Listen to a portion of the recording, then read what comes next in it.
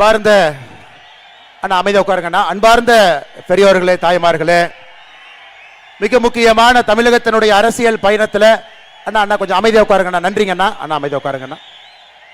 தமிழகத்தினுடைய அரசியல் சரித்திரத்தில் ஒரு பெரிய மாற்றத்தை உருவாக்கி கொண்டிருக்கக்கூடிய நம்முடைய மாநில தலைவர் அண்ணன் நயினார் நாகேந்திரன் அவர்களுடைய தமிழகத்தை சூழ்ந்திருக்கக்கூடிய இருட்டாட்சியிலிருந்து நம்மை காப்பாற்றி 2026 ஒரு பெரிய மாற்றம் வர வேண்டும், தேசிய ஜனநாயக கூட்டணி ஆட்சியிலே அமர வேண்டும், பாரத பிரதமர் நரேந்திர மோடி ஐயாவுடைய நல்லாட்சி எப்படி இந்தியா முழுவதும் இருக்கிறதோ அது தமிழகத்தில் இருக்க வேண்டும் என்கின்ற ஒரு பெரிய சிந்தனையோடு 54 இடத்துல, தமிழகத்தில் 54 இடத்துல இந்த யாத்திரையெல்லாம் முடித்து 13,000 பெட்டிஷனை மக்கள்கிட்ட வாங்கி லட்சக்கணக்கான மக்களை சந்திச்சு சமுதாய தலைவர்களிலிருந்து ஆரம்பித்து ஒரு நாள் முழுவதும் அந்த மாவட்டத்திலிருந்து எல்லா மக்களையும் சந்தித்து அவர்களுடைய நிறைகுறைகளை எல்லாம் கேட்டு மத்திய அரசு சம்பந்தப்பட்ட பெட்டிஷன் என்னதுக்கோ அதையெல்லாம் மத்திய அரசிடம் சென்று கொடுத்துவிட்டு மாநில அரசினுடைய ஆட்சியை மாற்ற வேண்டும் என்கின்ற ஒற்றை பெட்டிஷனோடு இங்கே அமர்ந்திருக்கக்கூடிய நம்முடைய மாநில தலைவர் அண்ணன் நயினார் நாகேந்திரன் அவர்களே, என்னுடைய அன்பான வேண்டுகோள், நம்முடைய மாநில தலைவர் அவர்கள் ஒரு யாத்திரையை வெற்றிகரமாக முடித்துவிட்டு பெரிய சிரமப்பட்டு 54 இடத்துக்கு சென்றிருக்கின்றார். இது சாதாரண வேலை இல்லைங்க. காவல்துறை தடுத்திருக்கின்றார்கள். நயினார் அண்ணனுடைய யாத்திரை பாதியில், நம்முடைய மாநில தலைவருடைய யாத்திரை பாதியில் புதிதாக மாநில அரசு அதுக்கு ஒரு ஸ்டாண்டர்ட் ஆபரேட்டிங் ப்ரொசீஜர் எஸ்ஓபியை கொண்டு வந்தாங்க. அந்த யாத்திரை சரியாக நடத்துவதற்கு கூட பல இடத்துல அனுமதி கொடுக்கல. அதையெல்லாம் உடைத்து தமிழகத்தினுடைய அரசியல் மாற்றத்திற்கு எந்த காலத்திலும் கூட பேசப்படுகின்ற யாத்திரையாக நடத்தி காட்டியிருக்கக்கூடிய மாநில தலைவருக்கு பெரிய கரகோஷத்தோடு நீங்கள் எல்லாம் வரவேற்பு அளிக்க வேண்டும் என்று அன்போடு உங்களை கேட்டுக்கொள்கின்றேன். இந்த யாத்திரையினுடைய நிறைவு விழாவுக்கு நம்முடைய தேசத்தினுடைய உள்துறை அமைச்சர் அமித்ஷாஜி அவர்கள், உண்மையை சொல்லணும்னா தமிழகத்தில் பட்டி தொட்டி எல்லாம் நம்முடைய முதலமைச்சர் ஸ்டாலின் அவர்களை விட அதிகமாக அமித்ஷாஜி அவங்க வந்திருக்கிறாங்க. அவர் புதுக்கோட்டைக்கு இங்கே வர வேண்டும், ஏதோ நகரத்துக்கு வரணும், சென்னைக்கு வரணும், கோயம்புத்தூருக்கு வரணும் என்று வரல. புதுக்கோட்டைக்கு வரணும், தேசிய தலைவர்கள் இங்கே வர வேண்டும், புதுக்கோட்டை மண்ணிலே உங்களை சந்திக்க வேண்டும் என்று நம்முடைய மாநில தலைவர் அண்ணன் நயினார் நாகேந்திரன் அவருடைய வேண்டுகோளை ஏற்று புதுக்கோட்டைக்கு வந்திருக்கக்கூடிய நம்முடைய மத்திய உள்துறை அமைச்சர் திரு அமித்ஷாஜி அவர்கள், அவருடைய செயல்பாடுகளை நாம் எல்லோரும் பார்த்து கொண்டிருக்கின்றோம். தமிழகத்தில் எந்த அளவுக்கு சட்டம் ஒழுங்கு சந்தி சிரித்துக் கொண்டிருக்கிறதோ இந்தியாவில் உள்துறை அமைச்சரை பொறுத்தவரை 100க்கு 100 என்கின்ற அடிப்படையில் மிகச் சிறப்பாக ஒரு உள்துறை அமைச்சராக நமக்கு பணியாற்றி கொண்டிருக்கின்றார். ஒரு பெரிய வேள்வி எடுத்தாங்க. மார்ச் 2026 இந்தியாவில் நக்சலிசம் என்கின்ற வார்த்தை இருக்கக்கூடாது என்கின்ற வேள்வி எடுத்தாங்க. கிட்டத்தட்ட இந்தியாவில் நக்சலத்தை முடித்தே விட்டார். இன்னும் 2 மாதம் தான் பாக்கி இருக்கு. 100% நக்சல் முத் பாரத்தாக இந்தியாவை மாற்றிக் கொண்டிருக்கக்கூடிய உள்துறை அமைச்சர் அவர்கள் இன்னைக்கு புதுக்கோட்டை வந்து நம்மை சந்தித்துக் கொண்டிருக்கின்றார்கள். அருமை சொந்தங்களே, இந்த யாத்திரை ஆரம்பித்தது மதுரை. அதன் பிறகு படிப்படியாக தமிழகத்தினுடைய எல்லா பகுதியும் போய் எல்லா மக்களையும் சந்தித்து இன்னைக்கு நிறைவாக புதுக்கோட்டை மக்களுக்கு இந்த பெருமையை கொடுக்க வேண்டும் என்பதற்காக இந்த யாத்திரையினுடைய நிறைவு விழா புதுக்கோட்டையில் நடந்து கொண்டிருக்கிறது. அருமை சொந்தங்களே, இன்னைக்கு நம்முடைய தமிழகத்தினுடைய முகமாக நம்முடைய மக்களுடைய நிறை குறை எதாக இருந்தாலும் கூட உடனடியாக நிவர்த்தி செய்து மக்களுடைய அன்பையெல்லாம் பெற்று வெற்றிவேல் யாத்திரையின் மூலமாக தமிழக சட்டமன்றத்தில் பல ஆண்டுகள் கழித்து 4 சட்டமன்ற உறுப்பினர்கள் அனுப்பி வைத்து நமக்காக பாடுபட்டு கொண்டிருக்கக்கூடிய நம்முடைய மத்திய இணையமைச்சர் அண்ணன் முருகன் அவர்கள் மேடையின் மீது இருக்கின்றார். தமிழகத்தினுடைய பிரபாரிகள், மிக மூத்த தலைவர்கள், அரசியல் அனுபவம் வாய்ந்தவர்கள், நேரடி அரசியலை பார்க்கிறாங்க, களப்பணியில தேர்வு பெற்றவர்கள், அப்படிப்பட்ட அற்புதமான தேர்தல் பொறுப்பாளர்கள் நமக்கு கொடுத்திருக்கின்றார்கள். நான் வரும்பொழுது பிரபாரியினுடைய பெயரை சொல்ல வேண்டாம் என்று சொன்னார்கள். இருந்தும் சொல்வது நம்முடைய கடமை. ஐயா பியூஷ் கோயல் அவர்கள், ஐயா அர்ஜுன் ராம் மேகால் அவர்கள், ஐயா முரளிதர் மஹோல் அவர்கள் எல்லாம் தமிழகத்தில் அடுத்த 3 மாத காலம் நம்மோடு இணைந்து மக்களோடு இணைந்து ஆட்சி மாற்றத்தை ஏற்படுத்த வேண்டும் என்பதற்காக நேரத்தை கொடுத்து உழைப்பை கொடுத்து அவர்களுடைய பொறுப்பு கிடையிலே தமிழகத்திற்கு வந்திருக்கின்றார்கள். அவர்களுக்கும் ஒரு பெரிய கரகோஷத்தை நீங்கள் அளிக்க வேண்டும் என்று அன்போடு கேட்டுக்கொள்கின்றேன். அருமை சொந்தங்களே, தமிழகத்தினுடைய பொறுப்பாளர்களாக தொடர்ந்து நம்மோடு பயணித்துக் கொண்டிருக்கக்கூடிய அரவிந்த் மேனன் அவர்கள், அண்ணன் சுதாகர் ரெட்டி அவர்கள் நம்மோடு எல்லா நிகழ்ச்சியிலும் இருக்கிறாங்க. நம்ம இன்பத்திலே இருக்கிறாங்க, துக்கத்திலே இருக்கிறாங்க. தமிழக மக்களோடு இருக்கின்றார்கள், பாரதிய ஜனதா கட்சியோடு இருக்கின்றார்கள். அவர்களுக்கே என்னுடைய மரியாதை கலந்த வணக்கத்தை தெரிவித்து மேடையில் இருக்கக்கூடிய நம்முடைய மூத்த தலைவர்கள், முன்னாள் மாநில தலைவர்கள், இன்னைக்கு மேடையில் இருக்கக்கூடிய எல்லா தலைவர்கள், மேடைக்கு முன்னறிக்கையில் இருக்கக்கூடிய மாநிலத்தினுடைய பொறுப்பாளர்கள், தலைவர்கள், நம்முடைய ஆற்றல் மிகுந்த தொண்டர்கள், இந்த யாத்திரை சிறப்பாக நடைவதற்கு முழுமையாக தன்னுடைய உழைப்பை கொடுத்து ஒரு வெற்றி யாத்திரையாக மாட்டி காட்டியிருக்கக்கூடிய அண்ணன் கருப்பு முருகானந்தம் அவர்கள் தலைமையில் இருக்கக்கூடிய இந்த முழு யாத்திரை குழுவுக்கும் கூட நாம் பெரிய நன்றிகளை தெரிவித்தாக வேண்டும். இந்த யாத்திரைக்கு வந்திருக்கக்கூடிய பத்திரிகை நண்பர்கள், குறிப்பாக இந்த மாவட்டத்தினுடைய தலைவருடைய பெயரை சொல்லும் பொழுது தொண்டர்களுக்கெல்லாம் ஒரு ஊக்கத்தை கொடுக்கும். மாவட்டத்தினுடைய தலைவர் அண்ணன் ராமச்சந்திரன் அவர்கள் இங்கு இருக்கின்றார். புதுக்கோட்டையில் இந்த யாத்திரை நடத்தணும், இத்தனாயிரம் மக்களை நான் சேர்த்து காட்டுவேன் என்று சபதமிட்டு இத்தனாயிரம் மக்களை சேர்த்து புதுக்கோட்டையில் மிக வெற்றிகரமான யாத்திரையாக நடத்தி கொண்டிருக்கக்கூடிய மாவட்ட தலைவர் அவர்களுக்கும் என்னுடைய நெஞ்சார்ந்த நன்றிகளை தெரிவித்துக் கொள்கின்றேன். அருமை சொந்தங்களே, எனக்கு முன்பு பேசிய தலைவர்கள் எல்லாம் அரசியலை ஆழமாக பார்த்தவர்கள், 30-40 ஆண்டு காலம் களப்பணியில் இருந்தவங்க. இன்னைக்கு தமிழகத்தினுடைய மக்களுடைய ஒற்றை குரல், ஒரே ஒரு குரல், ஏதாவது பண்ணி இந்த திமுக ஆட்சியை வீட்டுக்கு அனுப்புங்க, ஏதாவது செய்து 2026க்கு மேல இவர்கள் ஆட்சியில் இருக்கக்கூடாது என்பதை மக்கள் எல்லா இடத்திலையும் சொல்றாங்க. முடிவெற்ற இடத்துல முடி திருத்துகின்ற அண்ணன் கடைக்கு போறீங்களா, அவர் சொல்றாரு. டீ கடைக்கு போய் டீ குடிக்கிறீங்களா, அந்த அண்ணன் சொல்றாரு. ஆட்டோ ஏறுறீங்களா, ஆட்டோக்கார அண்ணன் சொல்றாரு. தமிழகத்தில் எல்லா தரப்பட்ட மக்களும் மேலே இருந்து கீழே வரை 2026க்கு பிறகு திராவிட முன்னேற்ற கழகத்தினுடைய ஆட்சி நமக்கு வேண்டாம் என்கின்ற ஒற்றை கருத்துல முழு தமிழகமும் இருக்கிறது. இந்த யாத்திரையினுடைய வெற்றியும் கூட அதை பிரதிபலிக்கிறது. நம்முடைய எதிர்க்கட்சி தலைவர் அண்ணன் எடப்பாடி பழனிசாமி அவர்கள் 200 தொகுதிகளை தாண்டி அவருடைய யாத்திரையும் வந்து கொண்டிருக்கிறது. நம்முடைய யாத்திரை நிறைவு பெற்றுக் கொண்டிருக்கிறது. இன்னும் 90 நாள் மட்டும்தாங்க இருக்கு. நிச்சயமாக நம்ம எல்லோருக்கும் தெரியும், மக்களுடைய குரலாக மக்களுடைய எண்ணத்தை பிரதிபலிக்கக்கூடிய ஒரு பெரிய மாற்று சக்தியாக தேசிய ஜனநாயக கூட்டணி களத்தில் இருக்கிறது. 2026 அந்த மாற்றம் நிகழ்ந்தே தீரும். அன்பு சொந்தங்களே, திமுகவை பற்றி எவ்வளவு பேசினாலும் கூட அது புளிச்ச மோர்ல புளிச்ச தண்ணியை ஊத்துற மாதிரி. ஏன்னா அவ்வளவு பேர் திட்டி தீத்துட்டாங்க, ரோட்ல இருந்து திட்டுறாங்க, வீட்டில இருந்து திட்டுறாங்க. அதற்கு மேல புதுசா நான் என்ன பேச போறேன்? தலைவர்கள் எல்லோருமே பேசிட்டாங்க. சட்டம் ஒழுங்கு சந்தி சிரிக்கிறது. வீதியில ஒரு பெண் பாதுகாப்பாக, ஒரு சகோதரியோ தாயாரோ வீதியில எங்கேயுமே நடமாட முடியாது. ஏன்? நம்மை பாதுகாக்கக்கூடிய காவல்துறைக்கு பாதுகாப்பு இல்லாத ஒரு அவல நிலை தமிழகத்தில் மட்டும்தான், இந்தியாவில் எங்கேயுமே இல்லைங்க, தமிழகத்தில் மட்டும்தான் இருக்கு. பாதுகாப்பு கொடுப்பவங்களுக்கே பாதுகாப்பு இல்லைன்னா இந்த வல்னரபிள் செக்ஷன் என்று சொல்லக்கூடிய நம்முடைய பெண்களாக இருக்கட்டும், குழந்தைகளாக இருக்கட்டும், அவர்கள் தமிழகத்தில் எந்த விதமான பாதுகாப்பு கடந்த 4.5 ஆண்டுகள் நாம் பார்த்திருக்கின்றோம். அருமை சொந்தங்களே, இன்னைக்கும் தலையாட்டி பொம்மையை போல முதலமைச்சர் அவர்கள் அமர்ந்திருக்கின்றார். அவருடைய கழுத்து 2 பக்கம் மட்டும்தான் திரும்பும், லெஃப்ட் டர்ன் ரைட் டர்ன். இந்த பக்கம் சொன்னா இந்த பக்கம் திருப்பார், இந்த பக்கம் சொன்னா இந்த பக்கம் திருப்பார். என்ன நடக்குதுன்னே தெரியாம ஒரு முதலமைச்சர் 4 ஆண்டு காலத்தை முழுமையாக காலம் கடத்தி இருக்கின்றார் என்றால் அது தமிழகத்தினுடைய முதலமைச்சர் உயர் திரு ஸ்டாலின் அவர்கள் மட்டும்தான். 4 ஆண்டுகளை தாண்டி என்ன நடக்குதுன்னே தெரியாம ஆட்சியில் உட்கார்ந்து இருக்கிறாங்க. அருமை சொந்தங்களை, இன்னைக்கு சொல்றாங்க பொங்கலுக்கு 3000 ரூபாய் கொடுத்துறோம். அவங்க பொங்கலுக்கு 3000 கொடுத்தோன்னே நாம் அப்படியே கியூ கட்டி நின்று அவருக்கு ஓட்டு போடுவோம் முதலமைச்சர் அவர்கள் அந்த ஏசி அறையில் நம்புறாங்க. அன்பு சொந்தங்களே, நம்முடைய திராவிட முன்னேற்ற கழகத்தினுடைய ஆட்சி வரும் பொழுது 2021 தமிழகத்தினுடைய ஒரு ரேஷன் கார்டின் மீது 2,04,000 ரூபாய் கடன் இருந்துச்சு. ஐயா, நான் திரும்பவும் சொல்றேங்க ஐயா, இதை குறிப்பாக நம்முடைய சகோதரிகள் தாய்மார்கள் கேட்டுக்கணும். 2021 திமுக ஆட்சி வந்த பொழுது ஒரு ரேஷன் அட்டையின் மீது இருந்த கடன் 2,04,000 ரூபாய். இன்னைக்கு 2025 ஜனவரி மாசத்துல இன்னைக்கு நாம் பேசக்கூடியது ஒரு ரேஷன் அட்டையின் மீது இருக்கக்கூடிய கடன் 4,54,000 ரூபாய். 2,04,000 ரூபாய் ரேஷன் அட்டையின் மீது இருந்த கடன் இன்னைக்கு 4,54,000. எவ்வளவு ஏத்திருக்கிறீங்க?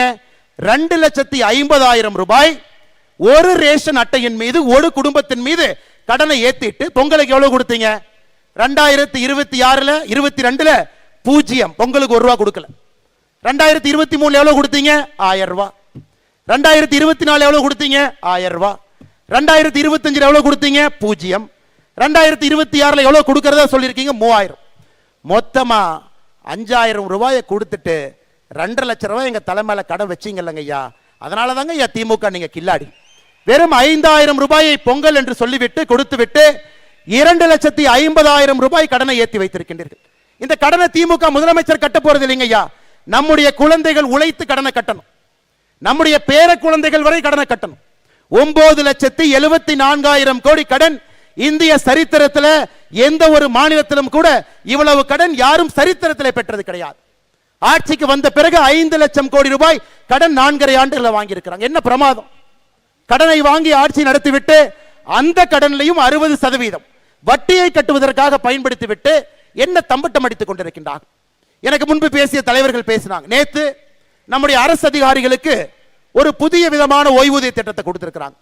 திமுகவினுடைய தேர்தல் வாக்குறுதி என்னங்க சொன்னாங்க? நாங்க ஆட்சிக்கு வந்தா பழைய ஓய்வூதிய திட்டத்தை கொடுத்து விடுவோம். நேத்துல திமுக காரன் தம்பட்டம் அடிக்கிறான், 60 லட்சம் பேர் பயன்பட போறாங்க, எங்களுக்கு 60 லட்சம் ஓட்டு வரப்போகுது. அருமை அரசு பணியில் இருக்கக்கூடிய சொந்தங்களே நல்லா நீங்க புரிஞ்சுக்கணும்.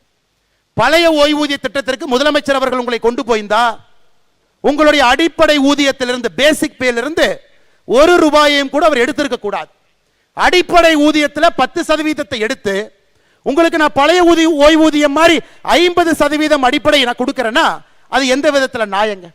அருமை அரசு ஊழியர்களை நன்றாக நீங்கள் புரிந்து கொள்ள வேண்டும். ஓட்ட பஸ்ல தான் இன்னைக்கு டிரைவர் கண்டக்டர் ஓட்டுறாங்க. எந்த நேரத்தில் பஸ்னுடைய எந்த டயர் கழண்டு போகும் யாருக்கு தெரியாது. அரசு பள்ளியிலே பணி செய்யக்கூடிய ஆசிரியர்கள் பிஞ்சு போன கூரையில பணி செய்யறாங்க. எனக்கு அரசு பணியில் இருக்கக்கூடியவர்களுக்கும் கூட நம்முடைய தேசிய ஜனநாயக கூட்டணி ஆட்சிக்கு வந்தால் மட்டும்தான் நீங்கள் வேலை செய்வதற்கு பாதுகாப்பான ஒரு இடத்தையே நம்மால் மட்டும்தான் கொடுக்க முடியும் அருமை சொந்தங்களே. அதனால என்ன நான் இதை உயர்த்திட்டேன் அதை உயர்த்திட்டேன் என்ன சொன்னாலும் கூட லெஃப்ட் பாக்கெட்ல இருந்து 10 ரூபாய் எடுத்து ரைட் பாக்கெட்டுக்குள்ள வைக்கிறது பேரு ஆட்சி இல்லைங்க ஐயா. இந்த பாக்கெட்ல எடுத்து கீழ் பாக்கெட்ல வைக்கிறது பேரு ஆட்சி கிடையாது. அருமை சொந்தங்களை இதெல்லாம் நம்ம பேசணும். அமித்ஷாஜி அவர்கள் இங்கே வந்திருப்பதற்கான காரணம் அடுத்த 90 நாட்கள் வீடு வீடாக வீதி வீதியாக தெருமுனை பிரச்சார கூட்டத்தில் இதையெல்லாம் ஒன்றொன்றாக எடுத்து சொல்லிக்கிட்டே வரணும். யாரையும் கூட திராவிட முன்னேற்ற கழகத்தினுடைய ஆட்சி ஏமாற்றி ஆட்சி கட்டில் அமர்வதற்கு எந்த வாய்ப்பையும் கூட நம்ம கொடுக்க கூடாது அருமை சொந்தங்களே. அருமை சொந்தங்களே, அது மட்டும் இல்லை, இன்னும் கொஞ்சம் நீங்க யோசிச்சு பாருங்க. 505 தேர்தல் வாக்குறுதி 2021 கொடுக்கப்பட்டது. 505 தேர்தல் வாக்குறுதி. முதலமைச்சர் நேற்று சொல்றாரு 364 தேர்தல் வாக்குறுதி நிறைவேற்றிட்டோம், 40 தேர்தல் வாக்குறுதி பரிசீலனையில் இருக்கு, 57 தேர்தல் வாக்குறுதி மத்திய அரசு சம்பந்தப்பட்டது. அப்ப அவங்க சொல்றதை பார்த்தா 505 தேர்தல் வாக்குறுதியில முதலமைச்சர் நேற்று சொல்வது 80% வாக்குறுதியை நிறைவேற்றி விட்டோம்.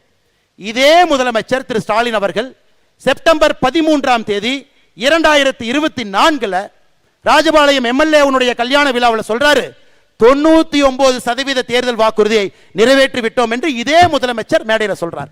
யோசிச்சு பாருங்க, ஒரு முதலமைச்சரே பொய் சொல்லக்கூடிய அவலமான ஆட்சி தமிழகத்தில் மட்டும்தான். நீங்க உண்மையாலுமே 80% தேர்தல் வாக்குறுதி நிறைவேற்றி இருந்தா வெள்ளை அறிக்கை விடுங்க. வாக்குறுதி 1 நிறைவேற்றப்பட்ட தேதி என்ன சொல்லுங்க, வாக்குறுதி 2 நிறைவேற்றப்பட்ட தேதி என்ன சொல்லுங்க, வாக்குறுதி 3 நிறைவேற்றப்பட்ட தேதி என்னன்னு சொல்லுங்க. எதையுமே செய்யாம 505 தேர்தல் வாக்குறுதியில நம்ம எல்லோருக்குமே தெரியும், நம்முடைய மாநில தலைவர் அவர்கள் தொடர்ந்து சொல்லிக் கொண்டிருக்கின்றார்கள், 50 தேர்தல் வாக்குறுதியை கூட முழுமையாக நிறைவேற்றாம நேற்று ஒரு பெரிய பச்சை பையை சொல்லுகின்றார், 364 தேர்தல் வாக்குறுதி நிறைவேற்றி விட்டோம், 80% என்று சொல்லுகின்றார். அருமை சொந்தங்களே, இன்னைக்கு ஆந்திராவை பார்த்துங்க ஒரு உதாரணம். தமிழகத்திற்கு வரக்கூடிய முதலீடுகள் தமிழ்நாட்டுக்கு வரும். முதலமைச்சர் அவர்கள் இந்த நிறுவனத்தை பார்ப்பார்.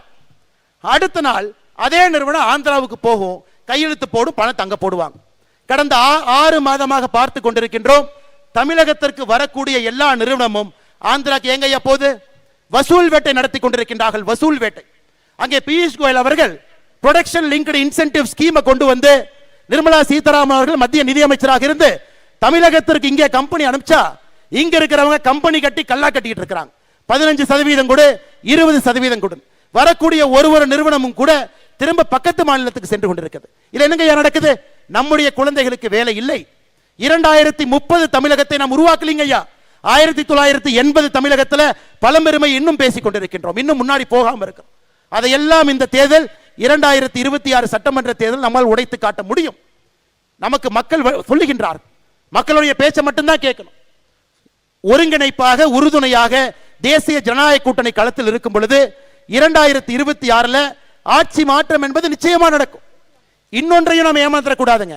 505 தேர்தல் வாக்குறுதி என்பது மாநிலத்துக்கு கொடுக்கப்பட்ட வாக்குறுதி. அதுலயும் 50 நிறைவேற்ற ஒரு மாவட்டத்துக்கும் தனித்தனியாக கொடுத்திருக்கிறாங்க. புதுக்கோட்டை மாவட்டத்துக்கு மட்டுமே தனியாக 28 வாக்குறுதி கொடுத்திருக்கிறாங்க. மாவட்டத்துக்கு கொடுத்த தேர்தல் வாக்குறுதி எடுத்தீங்கன்னா அது ஒரு 1600 வாக்குறுதி வருது. மாவட்டத்துக்கு தனியாக கொடுத்த 1600 வாக்குறுதி, மாநிலம் முழுவதும் கொடுத்த 505, இது ரெண்டையும் சேர்த்துனீங்கன்னா 2100. 2100 வாக்குறுதிக்கு நீங்க கணக்கு போட்டீங்கன்னா 5% வாக்குறுதிகள் கூட திராவிட முன்னேற்ற கழகம் நிறைவேற்றல. எவ்வளவு தெளிவா இருக்காங்கன்னா, டிஎம்கே வெப்சைட்ல மாவட்டம் வாரியாக கொடுக்கப்பட்ட வாக்குறுதிகளை போன மாசமே நீக்கிட்டாங்க. போன மாதமே டிஎம்கே வெப்சைட்ல இருந்த மாவட்ட வாரியான வாக்குறுதிகள் நீக்கிவிட்டார்கள். அருமை சொந்தங்களே, ஒரு உதாரணத்தை படிக்கிறேன். நம்முடைய புதுக்கோட்டை மாவட்டம் மட்டும் பாருங்க. புதுக்கோட்டை மாவட்டத்திற்கு திராவிட முன்னேற்ற கழகத்தினுடைய வாக்குறுதி, புதுக்கோட்டை புறவழிச்சாலையிலே புதிய ஒருங்கிணைப்பட்ட பேருந்து நிலையம் கட்டப்படும். என்னாச்சுங்க, கட்டினாங்களா? இல்லை. புதுக்கோட்டையிலே கால்நடை மருத்துவக் கல்லூரி தொடங்கப்படும். தொடங்கியாச்சுங்களா? இல்லை. புதுக்கோட்டை, கந்தர்வக்கோட்டை, ஆதனக்கோட்டை, ஆலங்குடியில முந்திரி பதப்படுத்தும் தொழிற்சாலைகள் அமைக்க ஆவணம் செய்யப்படும். பண்ணாங்களா? இல்லை. ஆலங்குடி கீரமங்கலத்தில் நறுமண தொழிற்சாலைகளை கொண்டு வருவோம். கொண்டு வந்தாங்களா? இல்லை. புதுக்கோட்டை மாவட்டத்தினுடைய தேர்தல் வாக்குறுதியை மட்டும் உங்க முன்னாடி நான் படிக்கின்றேன். அதையே செய்யல. 28 வாக்குறுதி 3 செஞ்சிருக்கிறாங்க. இதுல 25 செய்யல. 505ல 50 செஞ்சிருக்கிறாங்க, 455 செய்யல. இதையெல்லாம் மக்களிடம் சொல்ல வேண்டும். பெரிய மாற்றத்திற்கு அச்சாரம் இடணும். நம்முடைய அமித்ஷாஜி அவர்கள் அடிக்கடி சொல்லுகின்றார், 2 பங்கு எம்எல்ஏக்களை தேசிய ஜனநாயக கூட்டணி இங்கே பெறும் என்கின்ற உறுதி வார்த்தையை தொடர்ந்து சொல்றாங்க. 2 பங்கு. இன்னைக்கு இந்த யாத்திரையை பார்த்து விட்டு அமித்ஷாஜி அவர்கள் 2 பங்குக்கு மேலதான் நமக்கு சட்டமன்ற உறுப்பினர்கள் கிடைப்பார்கள் என்கின்ற நம்பிக்கை வார்த்தையை நிச்சயமாக அளிப்பார்கள் என்கிற நம்பிக்கை எனக்கு இருக்கு. கடைசியாங்க ஐயா, ஆமா, தமிழ்நாடு 1ஆம் நம்பர்ல இருக்குதுங்க ஐயா. இதுல 1ஆம் நம்பர்ல இருக்கு. கள்ளச்சாராயம் சாவுல இந்தியாவில் கடந்த 4 ஆண்டுகள்ல 1ஆம் நம்பர்ல இருக்கு. ஒரு அரசே மதுபான கடை நடத்தி 55,000 கோடி வசூல் செய்வதில் நம்பர் 1ல இருக்கு.